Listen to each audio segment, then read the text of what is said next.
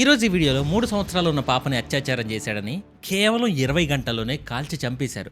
ఈ ఇన్సిడెంట్ గురించి క్లియర్గా మాట్లాడుకుందాం. అంతేకాకుండా పొడవకుండానే పరీక్షలు చేస్తా అంటున్న ఏఐ, నువ్వు అపరిచితుడు మదర్ హస్బెండ్లా ఉన్నావేంట్రా బాబు అంటున్న జనాలు, అండ్ ఈ ఫ్యాక్ట్ గురించి, అండ్ ఫైనల్లీ లైట్ ఆఫ్ అవ్వకుండా చూస్తే 30 కోట్లు ఇస్తానంటున్న గవర్నమెంట్, మీరే మడిచిపెట్టుకోండి అంటున్న పబ్లిక్. ఈ వీడియోలో ఇలాంటి ఇంట్రెస్టింగ్ ఫ్యాక్ట్స్ చాలా ఉన్నాయి, అండ్ ఈ వీడియో అయ్యేసరికి మీరు ఒక్కటే అంటారు.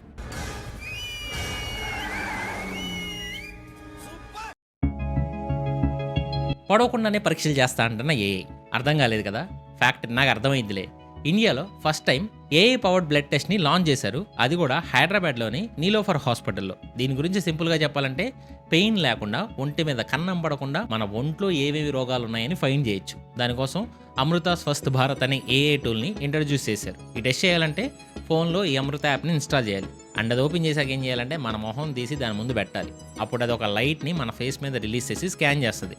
అప్పుడు మన ఒంట్లో ఎన్ని జబ్బులు ఉంటే అన్నిటి గురించి ఒక రిపోర్ట్ ఇస్తుంది. అది కూడా విత్ ఇన్ 1 మినిట్లో. ఎలాంటి జబ్బులు అనేక మీకు డౌట్ ఉంటుంది. బ్లడ్ ప్రెషర్ ఎలా ఉంది, బ్లడ్లో ఆక్సిజన్ లెవెల్స్ బాగున్నాయా లేక సచ్చాయా, హార్ట్ బీట్ మంచిగా కొట్టుకుంటుందా లేదా రేపు మాపు ఆగిపోద్దా, బ్రీతింగ్ ప్రాపర్గా అందుతుందా లేదా 2 రోజుల్లో బకెట్ తన్నేస్తారా, షుగర్ బ్యాలెన్స్ లెవెల్ ఉందా లేక పోయే స్టేజ్లో ఉందా, స్ట్రెస్ లెవెల్స్ ఎలా ఉన్నాయి, ఇలాంటివి వాటిని చాలా టెస్టులు చేస్తుంది. ఇది మరి ఎక్కువగా యూజ్ అవుతుందో లేదో కూడా తెలుసుకుందాం. మెయిన్గా కిడ్స్కి, ఎందుకంటే వాళ్ళ స్కిన్ సెన్సిటివ్ అండ్ చిన్న పెయిన్ని కూడా వాళ్ళు తట్టుకోలేరు. సో వాళ్ళకి ఈ యాప్ అయితే బాగా యూజ్ అయ్యింది, అండ్ ఈ టెక్నిక్ కూడా. ఇంకా ప్రెగ్నెంట్ ఉమెన్కి కానీ, అండ్ నీడిల్స్ని చూస్తేనే ప్యాంట్ తడిపేసుకునే వాళ్ళకి కానీ, ఇలాంటి వాళ్ళకి ఇది బాగా యూజ్ అయ్యింది. ఇది ఎందుకు అంత ఇంపార్టెంట్ అంటే డాక్టర్స్ పేషెంట్స్ని ఎక్కువసేపు వెయిట్ చేయించాల్సిన అవసరం కూడా ఉండదు. కొన్ని బ్లడ్ టెస్ట్లకి ఏంటంటే ఒక పూటైనా కనీసం వెయిట్ చేయాల్సి వస్తుంది. ఇక్కడేంటి జస్ట్ ఫేస్ స్కాన్ చేస్తే సరిపోద్ది. అండ్ కొన్ని విలేజెస్లో ఇంజెక్షన్స్ అవైలబుల్గా కూడా ఉండవు. సో మొబైల్లో ఈ యాప్ ఉంటే మీ ఇంటి దగ్గరే మీరు టెస్టులు కంప్లీట్ చేసుకోవచ్చు. అండ్ వీటి వల్ల టైము సేవ్ అవుతుంది. బ్లడ్ అంటే భయం ఉన్న వాళ్ళకు కూడా ఆ భయం లేకుండా చేస్తుంది. వరల్డ్ వార్ 1లో 200 సోల్జర్స్ని సేవ్ చేసిన ఒక పక్షి గురించి విన్నారా? చాలామంది ఇవి వినర్లేండి. సీను వద్దు సీను, అక్కడ అయ్యేది నాకు నీకు కాదు దేవుడా, ఇలాంటివి అయితే చాలామంది వింటారు. నవ్వు ఆపుకుంటున్నావు కదరా. అందుకే మన ఛానల్ని ఫాలో అయ్యే వాళ్ళు జనరల్ నాలెడ్జ్ బాగా పెంచుకుంటారు. ఇవి కాకుండా సో కొత్త వాళ్ళు ఎవరన్నా చూస్తుంటే ఛానల్ని సబ్స్క్రైబ్ చేసుకోండి. సర్లే ఇంకా మ్యాటర్లోకి వెళ్తే 1918లో వరల్డ్ వార్ జరుగుతున్న టైంలో అమెరికన్ సోల్జర్స్కి ఒక ఫారెస్ట్లో స్టక్ అయిపోయారు. దాదాపు ఒక 500 మెంబర్స్ వరకు ఉన్నారు. కానీ అక్కడి నుంచి ఒక్క అడుగు కూడా వేయలేని సిచ్యువేషన్లో ఉన్నారు. తినడానికి ఫుడ్ లేదు, తాగడానికి మంచి నీళ్లు లేవు. ఇంకా వర్స్ట్ థింగ్ ఏంటంటే అదే అమెరికన్ ఆర్మీకి చెందిన సోల్జర్స్ వీళ్ళున్న ప్లేస్లో ఫైరింగ్ స్టార్ట్ చేశారు. ఎందుకంటే అక్కడ ఉన్న వాళ్ళు ఎవరో తెలియదు, మేబీ ఎనిమీస్ అనుకుని అటాక్ చేయడం స్టార్ట్ చేశారు. ఇప్పుడు వాళ్ళ పరిస్థితి ముందు నుయ్యి వెనక్ గొయ్యిలా మారిపోయింది. వాళ్ళకి ఇన్ఫర్మేషన్ ఇవ్వడానికి ఛాన్స్ లేదు, ఎందుకంటే వాళ్ళు చాలా డిస్టెన్స్లో ఉండి ఫైరింగ్ చేస్తున్నారు. దూరంగా ఉన్నారు కాబట్టి వాళ్ళకి కనిపించి మేము కూడా అమెరికన్ సోల్జర్స్ అని గెస్చర్ చేసేలోపు గుండెల్లో తుపాకీ కూడా వర్షం కురిసినట్టు కురుస్తాయి. వాళ్ళకున్న ఒకే ఒక ఆప్షన్ చేర్ అమే అనే ఒక పీజియన్. అండ్ ఆ బోర్డులెక్కి మమ్మల్ని కాల్చగండ్రా బాబు, మేము ఒకే తెల్ల జాతి అని చెప్పి ఒక మెసేజ్ని టై చేసి బోర్డుకి పంపించారు. అది వాళ్ళని రీచ్ అవ్వడానికి ఎయిర్లో 25 మైల్స్ వరకు ట్రావెల్ చేస్తూ ఉంది. అండ్ ఆ ఏరియా అంతా స్మోక్ ఉండడంతో ప్రాపర్ విజిబుల్ కూడా లేదు. అంతేకాకుండా ఇంకో పక్క తుపాకీ గుళ్ళు. అయినా సరే వాళ్ళు చస్తే చచ్చారనుకోకుండా ధైర్యంగా ముందుకు వెళ్తానే ఉంది ఆ పక్షి. అండ్ ఆ ఫైరింగ్లో దాని చెస్ట్ మీద ఇంజురీ కూడా అయింది, అండ్ ఒక ఐ కూడా కోల్పోయింది. చివరికి ఒక లెగ్ కూడా పోయింది. ఇంకా అలానే తిప్పలు పడతా ఆర్మీ వాళ్ళని రీచ్ అయ్యి మెసేజ్ని పాస్ చేసింది. ఇప్పటివరకు మన వాళ్ళని మనమే టార్గెట్ చేసాను అర్థం చేసుకుని అటాక్ చేయడం స్టాప్ చేశారు. అలా కొన్ని వందల మంది సోల్జర్స్ లైఫ్స్ని ఈ పీజియన్ కాపాడింది. నిజంగా దీనికి అప్రిషియేట్ చేయాల్సిందే. బ్రదర్ అండ్ సిస్టర్కి పుట్టిన ఒక కింగ్ గురించి మీకు తెలుసా? అతని పేరు టుటంఖామెన్. మీరు కన్ఫ్యూజ్ అవ్వకండి, నేనేమి మిమ్మల్ని తిట్టట్లేదు. నిజంగా మన ఛానల్ ఫాలో అయ్యే వాళ్ళకి తెలుస్తుంది, అది అతని నేమే. అతనికి ఇంకో నేమ్ కూడా ఉంది, కింగ్ టట్ అని. దాంతో కంపేర్ చేసి ఇది కొంచెం బెటర్గానే ఉందిలేండి.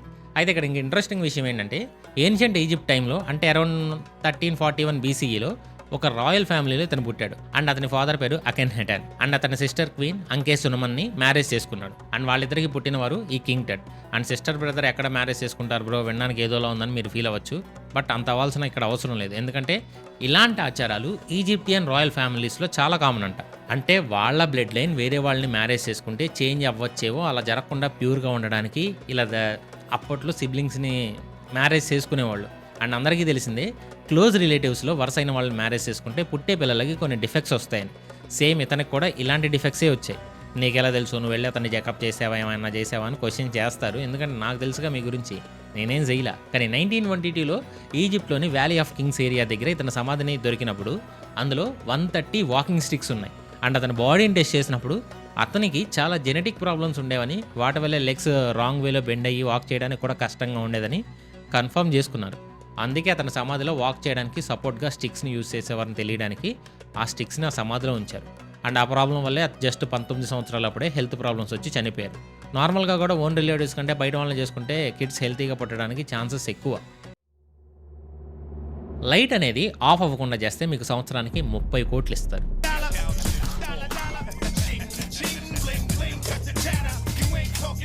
మరి మీలో ఎంతమంది ఈ జాబ్ చేయడానికి రెడీగా ఉన్నారు? కామెంట్ సెక్షన్లో మెన్షన్ చేయండి. జస్ట్ లైట్ ఆఫ్ అవ్వకుండా చేస్తే 30 కోట్లు ఇస్తారా? ఎవరు బ్రో ఆ పిచ్చోళ్ళు? అదే కదా మీ డౌట్. ఈ ఫ్యాక్ట్ విన్నాక ఆ పిచ్చోళ్ళు ఎవరవుతారో మీకు తెలుస్తుంది. ఫారోస్ అనే ఐలాండ్లో ఏన్షియంట్ ఈజిప్ట్ టైంలో బిల్డ్ చేసిన ఒక లైట్ హౌస్ ఉంది. ప్రపంచంలోనే బిల్డ్ చేసిన ఫస్ట్ లైట్ హౌస్ అది. దీనికి లైట్ హౌస్ కీపర్గా వర్క్ చేయాలి. అంతేగా చేసేద్దాం అనుకుంటే తడిసి మోపుడు అయ్యిద్ది. ఇక్కడ ట్విస్ట్ ఏంటంటే ఈ లైట్ హౌస్ అనేది సముద్రం మధ్యలో ఉంటుంది. మీ జాబ్ ఏంటంటే లైట్ హౌస్ పైన ఫైర్ అండ్ లెన్సెస్ని యూజ్ చేసి అట్టొచ్చే షిప్స్ని గైడ్ చేసి వాళ్ళని సేవ్ చేయాలి. ఇక్కడ రిస్క్ ఏంటంటే మీరు ఎంత హైట్లో ఉన్నా పెద్ద పెద్ద అలలు మీ వరకు వస్తాయి. మీరు కనుక జాగ్రత్తగా ఉండలేదనుకో మీ ఫోటోకి పూలమాల వేయడానికి కూడా బాడీ కూడా దొరకదు. మా దగ్గర 6 ప్యాక్ ఉంది, మేము ఫిజికల్గా చాలా స్ట్రాంగ్, ఆ పిల్ల అలలు మమ్మల్ని ఏం చేస్తాయని మీకు అనిపిస్తే ఇప్పుడు నేను చెప్పేది కూడా వినండి. అక్కడ వర్క్ చేయాలంటే ఫిజికల్ స్ట్రెంగ్త్ ఉంటే సరిపోదు, మెంటల్గా కూడా స్ట్రాంగ్గా ఉండాలి. ఒంటరి లైఫ్కి అలవాటు పడాలి. మీ ముఖం సముద్రానికి, దాని ముఖం మీరు చూడడానికి తప్ప వేరే ఎంటర్టైన్మెంట్ ఏమీ ఉండదు. అండ్ వీటన్నిటికంటే పెద్ద ఛాలెంజ్ అక్కడున్న లైట్ని ఆఫ్ అవ్వకుండా చూడడం. ఇది ఆల్మోస్ట్ ఇంపాసిబుల్. అందుకే అన్ని కోట్లు ఇచ్చినా కానీ ఎవరు అప్లై చేయరు. ఎందుకంటే బ్రతుకుంటే బఠానీ లేని అమ్ముకోవచ్చు, అదే పోతే ఇంకా రెస్ట్ ఇన్ పీసే కదా. ఫిమేల్ మస్కిటోస్ని చంపడానికి మేల్ మస్కిటోస్ని క్రియేట్ చేస్తున్న సైంటిస్టులు. మీ బ్రతుకు అయిపోయింది సెక్కేస్తామంటున్న మేల్ మస్కిటోస్.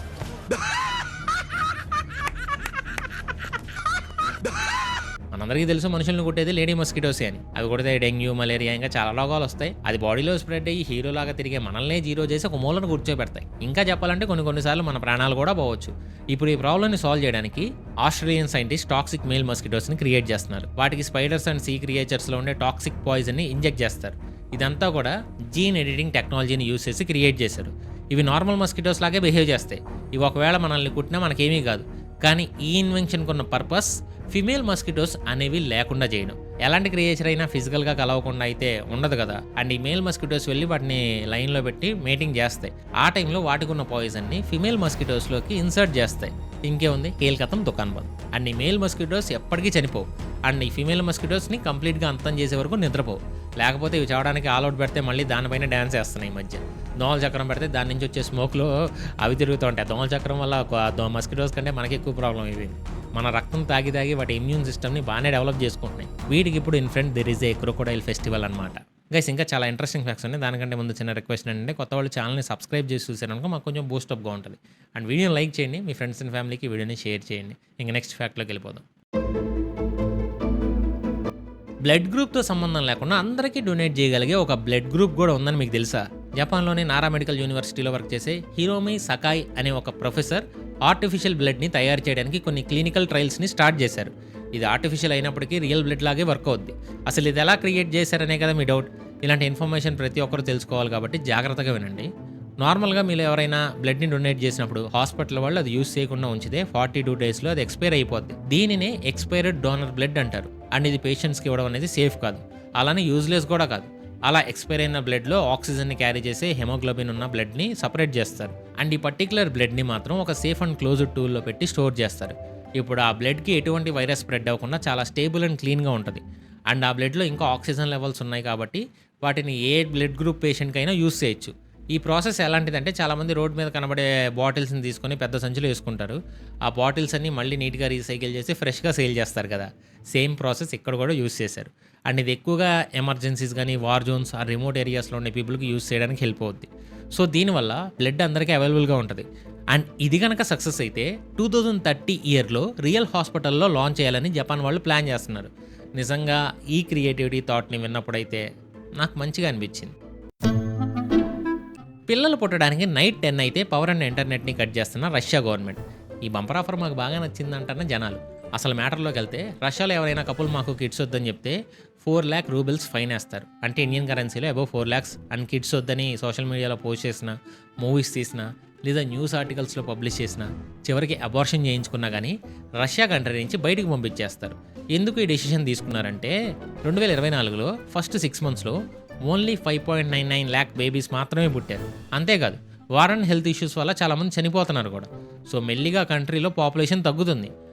ఇప్పుడు ఆ పాపులేషన్ పెంచాలంటే గవర్నమెంట్ ఏదో ఒక డెసిషన్ తీసుకోవాలి కదా, లేదంటే ఇష్యూ ఇంకా సీరియస్ అయ్యే అవకాశం ఉంది. అందుకే నైట్ ఆఫ్టర్ 10 తర్వాత టీవీలు చూడకుండా ఉండడానికి పవర్ని కట్ చేస్తున్నారు. కొంతమంది ఎంప్లాయీస్ ఏంటంటే ఫ్యామిలీతో టైం స్పెండ్ చేయకుండా 2 కళ్ళు 4 కళ్ళు అయ్యే వరకు నైట్ అంతా వర్క్ చేస్తూనే ఉంటారు. అందుకే ఇంటర్నెట్ కనెక్షన్ని కూడా తీసేస్తున్నారు. అండ్ ఇంకొక రూల్ ఏంటంటే ఎవరైతే ఉమెన్ 18+ ఏజ్ వస్తుందో వాళ్ళు కూడా బేబీస్ని అంటే ఫ్యామిలీస్ని స్టార్ట్ చేయొచ్చని పర్మిషన్ ఇచ్చారు. అండ్ ఈ పాపులేషన్ ఇష్యూ రష్యాకి ఒక్కదానికే కాదు, జపాన్కి ఉంది, సౌత్ కొరియాకు ఉంది, అండ్ ఇటలీలో కూడా ఉంది. బట్ వాళ్ళు పెద్దగా ఇష్యూస్ గురించి పట్టించుకోవాలా. మీలో కొంతమందికి ఉన్న డౌట్ ఏంటంటే మన ఇండియాలో కూడా ఇలాంటి రూల్స్ తీసుకురావచ్చు కదా అని. లైట్స్ ఆన్లో ఉంటేనే పాపులేషన్లో చైనాని క్రాస్ చేసాం. ఇప్పుడు ఇలాంటి రూల్స్ ఇండియాలో తీసుకొస్తే ప్రపంచంలో ఉన్న డిఫరెంట్ కంట్రీస్కి డిఫరెంట్ నేమ్స్ ఉండవు, అన్ని కంట్రీస్ కలిపి ఒకటే నేమ్ ఉంటుంది. మీకు అర్థమైందని నాకు అర్థమైంది. మీకు అర్థమైతే ఆ నామ్ ఏంటో కింద కామెంట్ సెక్షన్లో మెన్షన్ చేయండి. అర్థం కాని వాళ్ళు కామెంట్ సెక్షన్లో ఉండే ఆన్సర్ని చూసి తెలుసుకోండి. చిన్న పిల్లలపైన అత్యాచారం, ఆ పని చేసిన అతన్ని 20 గంటల్లోనే ఎన్కౌంటర్. సమాజంలో ఈ మధ్య జరుగుతున్న కొన్ని సిచ్యువేషన్స్ గురించి ఏంటంటే మైండ్ చాలా డిస్టర్బ్ అవుద్ది.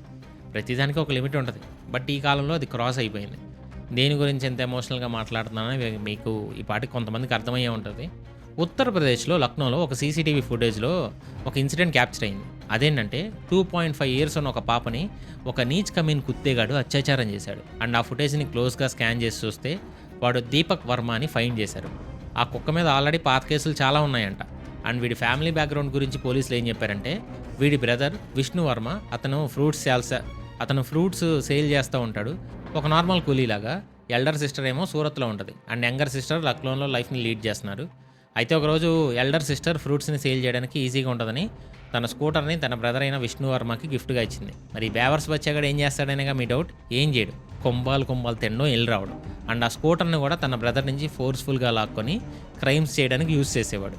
ఈవినింగ్ 6 తర్వాత బయటకు స్కూటర్ తీసుకుని వెళ్ళడం, మళ్ళీ మార్నింగ్ 5కి రావడం, ఇంకా 24 గంటలు అదే మైండ్ సెట్లో ఉండేవాడు. ఎన్నిసార్లు అరెస్ట్ చేసినా సరే, ఎన్ని వార్నింగ్లు ఇచ్చినా చెవిటోడు ముందు శంఖం ఊదినట్టే ఉండేది. అయినా కానీ వీడికి భయం లేకుండా ఎలాంటి పని చేశాడు చూడండి. పాలు తాగే పసిపిల్లను కూడా వేరే ఇంటెన్షన్స్తో చూశాడు. అండ్ ఈ కుక్కని ఏం చేయాలి మీరే చెప్పండి. వాడు అలా చేశాక పాప అన్కాన్షియస్ అయిపోయింది. ఆ పాపని తీసుకెళ్లి చందానగర్ మెట్రో బ్రిడ్జ్ కింద పెట్టేసి పారిపోయాడు. ఆ పాప పేరెంట్సే ఏ వర్క్లో బిజీ ఉన్నారో ఏమో, కానీ వాళ్ళ పిల్లని అబ్జర్వ్ చేయడం మర్చిపోయారు. ఈలోపే నీచుడు వచ్చాడు అండ్ అటెంప్ట్ చేశాడు. అండ్ అంతా కూడా ఆలంబాగ్ ఏరియాలో జరిగింది. మరి ఎంత చేసిన వాడిని పోలీసులు ఎందుకు వదులుతారు? పైగా ఇన్సిడెంట్ యూపీలో జరిగింది. అక్కడ సీఎం ఎవరో తెలుసు కదా, యోగి ఆదిత్యనాథ్. ఆ పేరు విన్నా తలుచుకున్నా అక్కడుండే ఏ క్రిమినల్కైనా కొంచెం భయం ఉంటుంది. ఆ ఇన్సిడెంట్ గురించి తెలిసిన వెంటనే 5 పోలీస్ టీమ్స్ కలిసి సెర్చ్ ఆపరేషన్ని స్టార్ట్ చేశారు. దొరికితే పండబెట్టాలి అనే ఇంటెన్షన్తోనే చాలా సీరియస్గా ఉన్నారు. ఎవరైనా క్రిమినల్ని పట్టిస్తే 1 lakh రివార్డ్ ఇస్తామని సెంట్రల్ జోన్కి సంబంధించిన deputy commissioner of police Ashish Srivastav inform చేశారు. వర్మ యూస్ చేసే స్కూటర్ రిజిస్ట్రేషన్ డీటెయిల్స్ కూడా కలెక్ట్ చేశారు. అయితే ఒక సీక్రెట్ ఏరియాలో ఉన్నాడని తెలిసింది. అదే ఏరియాలో ఉన్న వర్మని అరెస్ట్ చేయడానికి చూశారు. వాళ్ళు లొంగిపోమని చెప్పినా వినకుండా పెద్ద పోటుగాళ్లాగా పోలీసులపైన కౌంటర్ అటాక్ స్టార్ట్ చేశాడు. అసలే పోలీసులకి గవర్నమెంట్కి వాడు చేసిన పనికి పీకల దాకా కోపం ఉంది. ఇంక మళ్ళీ రివర్స్ అయ్యేటప్పుడు పోలీసులు కోపం వచ్చి తుపాకీ తీసి టపటపా అని చెప్పి కాల్చిపడేశారనమాట. ఏదో ఫార్మాలిటీస్ కోసం హాస్పిటల్కి తీసుకెళ్లాలని ట్రై చేశారేమో కానీ తుపాకీ గుళ్ళు గట్టిగా పడ్డంతో నరకానికి పోయాడు. ఇలాంటి వాళ్ళకి నరకంలో ఎలాంటి శిక్షలు ఉండాలంటే ముక్కలుగా కోసి బిర్యానీ చేసి మళ్ళీ వాళ్ళకే తినిపించారు. అండ్ ఏదేమైనా జస్ట్ 20 hours ఆ అక్యూజ్డ్ పర్సన్ని పట్టుకుందాం అనుకున్నాను, బట్ తెలుసుగా ఎన్కౌంటర్ అయిపోయాడు అనుకోకుండా. And national crime records bureau release చేసిన డేటా అండ్ మనకి లాస్ట్ అవైలబుల్గా ఉన్న డేటా ప్రకారం 2022లో 38,444 కేసెస్ రిపోర్ట్ అయ్యాయి. అండ్ 2016లో 19,765 కేసెస్ ఉంటే, అండ్ 2022 టైంలో అంటే జస్ట్ 6 yearsలోనే 96% వరకు ఇంక్రీజ్ అయ్యాయి. ఇవన్నీ కూడా చిన్నపిల్లల మీద జరిగిన అటాక్సే. అందులో చాలా వరకు అత్యాచారం చేసి చంపిన కేసెస్ కూడా ఎక్కువ ఉన్నాయి. అండ్ 2025 డేటా ఇంకా రిలీజ్ అవ్వలేదు. ఒకవేళ రిలీజ్ అయితే ఆ నెంబర్ ఇంకా హ్యూజ్లో ఉండే ఛాన్స్ ఉంది. అండ్ పాపులేషన్తో పాటు క్రైమ్ రేట్ కూడా పెరుగుతుంది. అండ్ రికార్డ్ కానివి కూడా ఇందులో చాలా ఉండే ఛాన్స్ ఉంది. అసలు ఇలా చేసే వాళ్ళకి తొందరగా పనిష్మెంట్ పడితే అలా చేయాలన్న థాట్ కూడా వాళ్ళకి రాకుండా చేయాలి.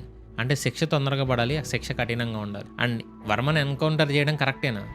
మీ ఒపీనియన్ ఏంటి? ఈ ఇన్సిడెంట్ పైన మీ ఒపీనియన్ ఏంటో కామెంట్ సెక్షన్లో మెన్షన్ చేయండి.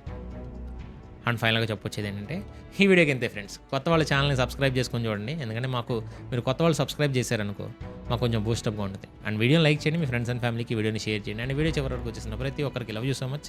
We are family. Gambling and betting మన ఫైనాన్షియల్ హెల్త్కి హానికరం. అడిక్ట్ అయ్యే ఛాన్స్ ఉంది. మీ జేబులు ఖాళీ అవుతాయి. బెట్టింగ్ చేయకండి, చేసే వాళ్ళని ఎంకరేజ్ చేయకండి.